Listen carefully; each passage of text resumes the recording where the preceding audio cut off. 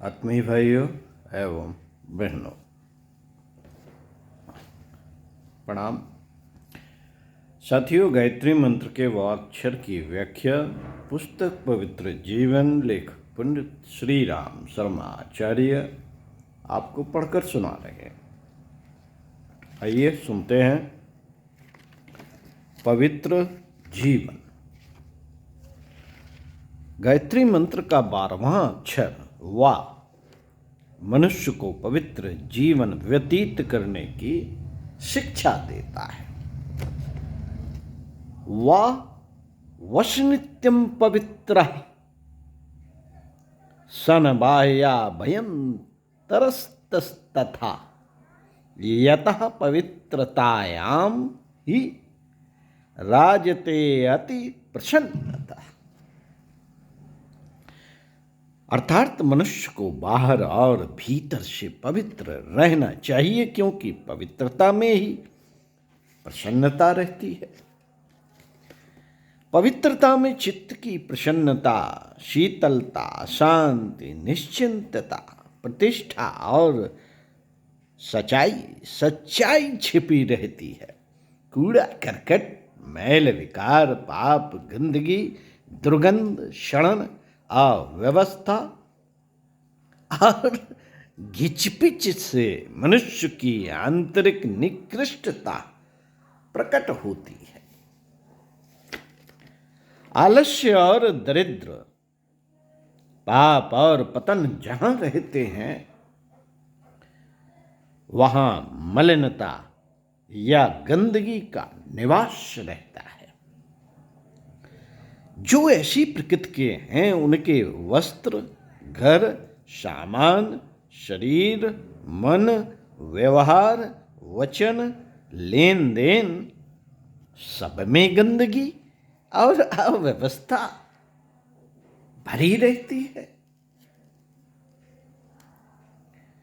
इसके विपरीत जहां चैतन्यता, जागरूकता, सुरुचि, सात्विकता होगी, वहां सबसे पहले स्वच्छता की ओर ध्यान जाएगा। सफाई, सादगी और सुव्यवस्था में ही सौंदर्य है। इसी को पवित्रता कहते हैं।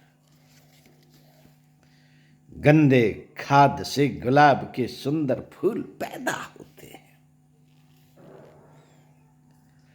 जिसे मलिनता को साफ करने में हिचक न होगी, वही सौंदर्य का सच्चा उपासक कहा जाएगा।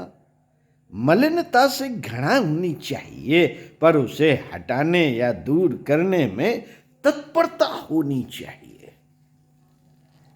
आलसी अथवा गंदगी की आदत वाले प्रायः फुर्सत न मिलने का बहाना करके अपनी कुरुचि पर पर्दा डाला करते हैं।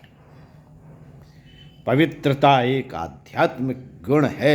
आत्मा स्वभावतः पवित्र और सुंदर है, इसलिए आत्म परायण व्यक्ति के विचार, व्यवहार तथा वस्तुएं भी सदा स्वच्छ एवं सुंदर रहते हैं। गंदगी उसे किसी भी रूप में नहीं सुहाती। गंदे वातावरण में उसकी सांस घिटती है, इसलिए वह सफाई के लिए दूसरों का आसरा नहीं टटोलता। अपनी समस्त वस्तुओं को स्वच्छ बनाने के लिए वह सबसे पहले अवकाश निकालता है। पवित्रता के कई भेद हैं।